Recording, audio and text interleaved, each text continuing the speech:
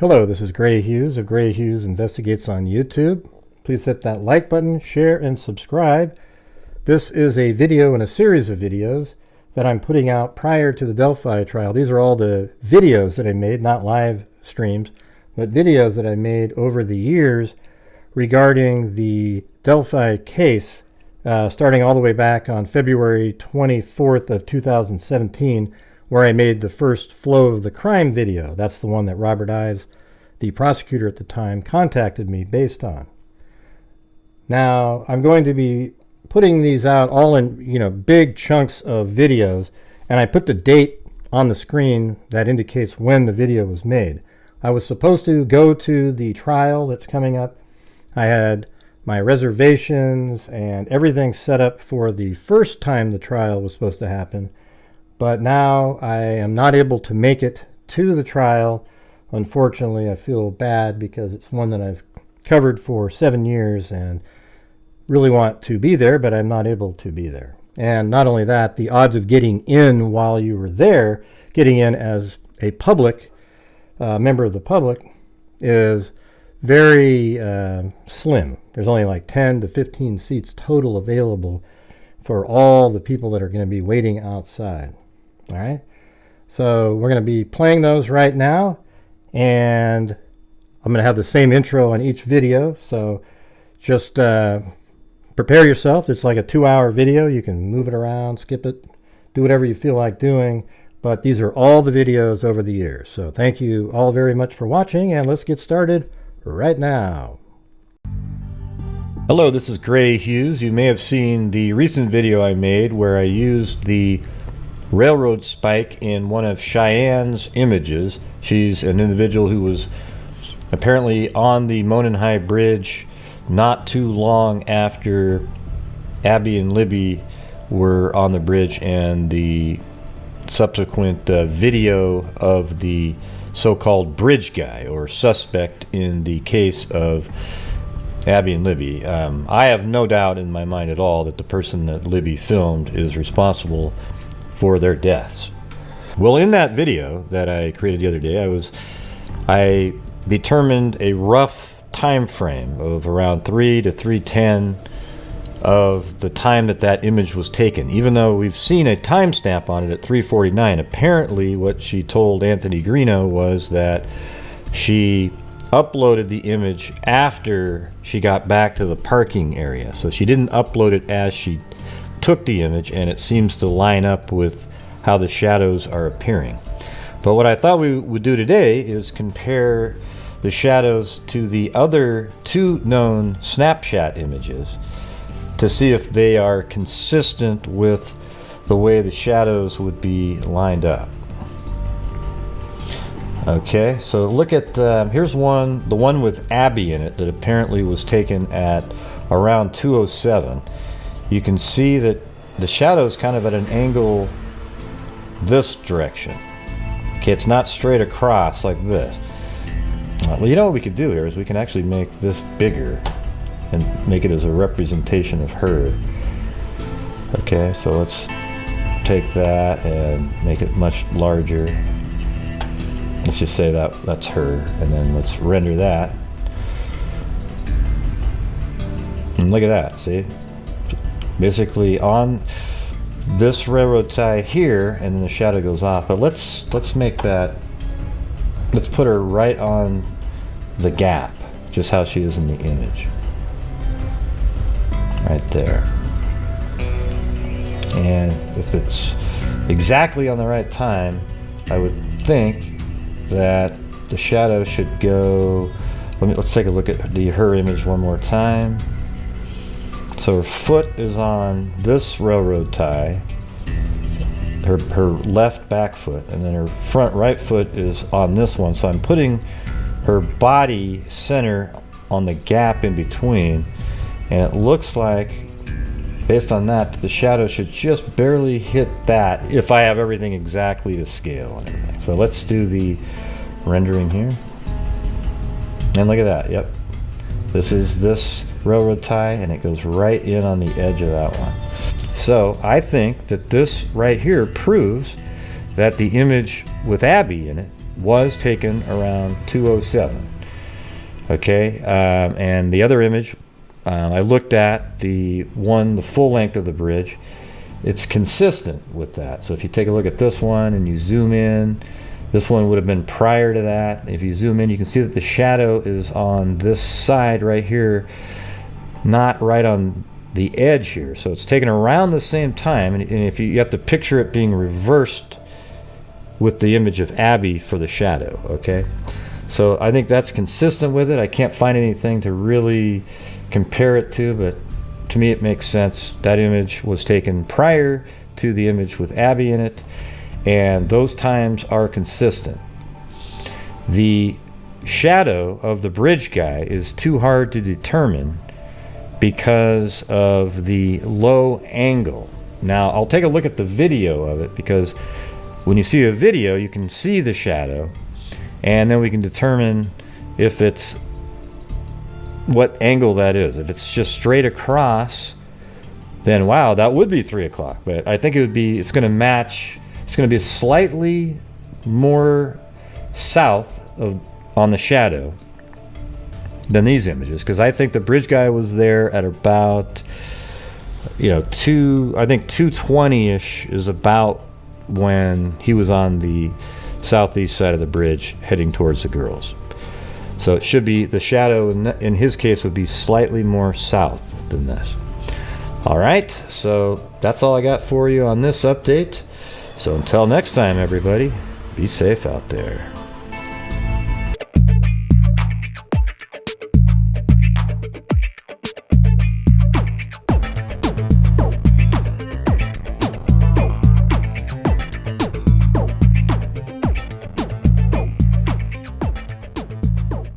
I'd like the community to go back 9 days and go back to the afternoon of February 13th, Monday, February 13th, and just think if you had an interaction with an individual who inexplicably canceled an appointment that you had had together, or an individual called into work sick and canceled an important appointment or a social engagement, and at the time gave what would have been a plausible explanation.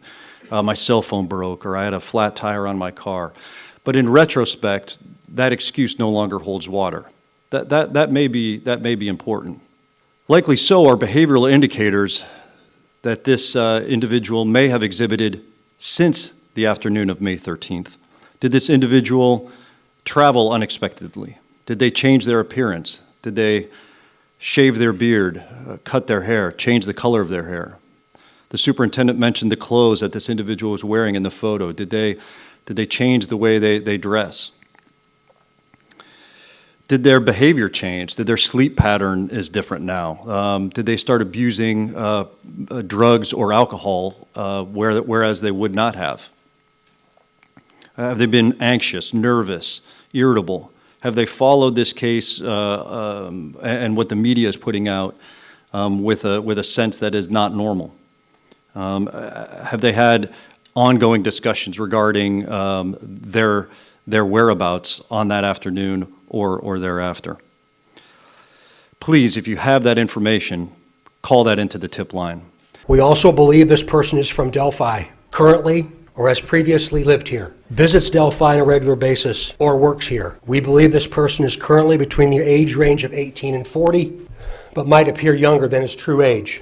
Please keep in mind, the person talking is one person and is the person on the bridge with the girls. This is not two different people speaking. Guys. Guys. Guys.